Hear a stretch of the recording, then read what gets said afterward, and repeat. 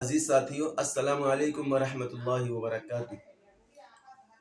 ابراہیم علیہ السلام جن کو ابو الانبیاء کہا جاتا ہے، اللہ رب العزت نے ان کو بہت سارے امتحانات سے گزارا اور ہر امتحانات میں ابراہیم علیہ السلام 100/100 نمبر سے کامیاب ہو گئے۔ لیکن 4 مشہور امتحان جو ابراہیم علیہ السلام کا لیا ہے اللہ رب العزت نے، آج ان کا میں تذکرہ بہت ہی مختصر میں کرنے جا رہا ہوں۔ پہلا امتحان کہ اللہ کی خوشنودی کے لیے حضرت ابراہیم علیہ السلام نے اپنا گھر چھوڑا، اور دوسرا امتحان جب ابراہیم علیہ السلام نے نمرود بادشاہ سے ڈیبیٹ کی تھی، مناظرہ کیا تھا، اور اس کے نتیجے میں ابراہیم علیہ السلام کو آگ میں ڈال دیا تھا، اس میں بھی ابراہیم علیہ السلام 100/100 نمبر سے کامیاب ہو گئے تھے۔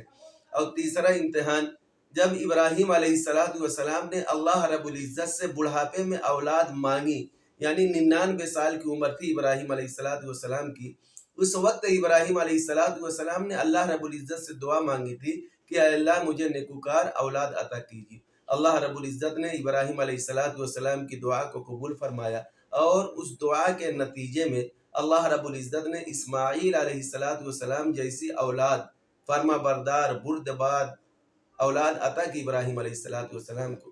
پھر جب اولاد عطا ہوئی تو اللہ رب العزت کا حکم ہوا ابراہیم علیہ السلام کو کہ اپنے بیٹے اسماعیل اور اپنی بیوی ہاجرہ کو وادی غیر ذی زرع میں چھوڑ کر چلے آؤ۔ ابراہیم علیہ السلام جاتے ہیں، دونوں کو وادی غیر ذی زرع میں چھوڑ کر چلے آتے ہیں۔ اس میں بھی ابراہیم علیہ السلام کامیاب ہو گئے، اور وہی بیٹے جب تھوڑا سا بڑے ہو گئے، جب چلنے لگے، جب تھوڑا سا سمجھدار ہوئے، تو ابراہیم علیہ السلام نے یہ خواب دیکھا کہ میں اپنے بیٹے اسماعیل علیہ السلام کو اللہ کی خوشنودی کے لیے ذبح کر رہا ہوں۔ اور پھر آ کر وہ واقعہ اپنے بیٹے اسماعیل کو سنایا تھا کہ میں نے ایک خواب دیکھا ہے جس میں آپ کو ذبح کر رہا ہوں اللہ کی خوشنودی کے لیے، آپ کی کیا رائے ہے؟ بیٹے نے 2 ٹوک جواب دیا تھا کہ آپ نے اگر خواب دیکھا ہے تو آپ کا خواب سچا ہے، اللہ رب العزت نے آپ کو جو خواب دکھایا وہ سچا ہے، اس لیے آپ یہ کام کر گزریے۔ اب دیکھیے ابراہیم علیہ السلام اس امتحان میں بھی کامیاب ہو جاتے ہیں، اور اپنے بیٹے اسماعیل علیہ السلام کو ذبح کرنے کی نیت سے لے کر جا رہے ہیں۔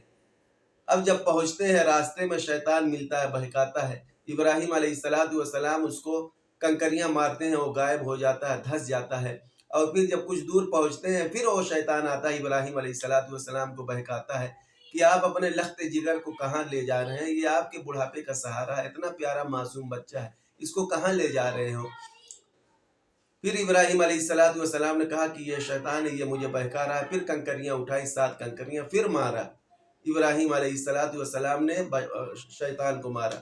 پھر کچھ دور گئے، پھر شیطان آیا بہکانے کہ ارے آپ کو اللہ نے بڑھاپے میں اولاد عطا کی تھی، آپ اپنے بچے کے ساتھ کیا کرنے کے لیے جا رہے ہیں؟ یہ تو آپ کے بڑھاپے کی لاٹھی ہے، آپ کا سہارا ہے، آپ اس کو ذبح کر دیں گے تو آپ کا سہارا ختم ہو جائے گا۔ لیکن ابراہیم علیہ السلام اس وقت شیطان کے بہکاوے میں نہیں آئے، اور پھر 7 کنکریاں اٹھا کر شیطان کو دے مارتے ہیں۔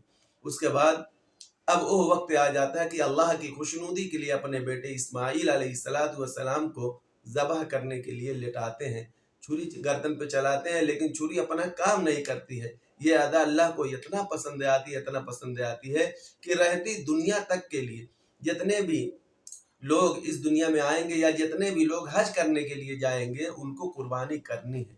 اللہ رب العزت نے ابراہیم علیہ السلام کی اداؤں کو، ابراہیم علیہ السلام کی وفاؤں کو، ابراہیم علیہ السلام کی دعاؤں کو اللہ رب العزت نے حج اور قربانی بنا دیا۔ اس لیے دوستو، ہم اپنے مال و دولت کو اور اپنی قیمتی اشیاء کو اللہ کے راستے میں خرچ کرنے والے بن جائے، تاکہ ہمارے اندر تقوی آ جائے۔ اللہ رب العزت ہم سب کو کہنے سننے سے زیادہ عمل کرنے کی توفیق عطا فرمائے، آمین۔ وآخر دعوانا ان الحمد للہ رب العالمین۔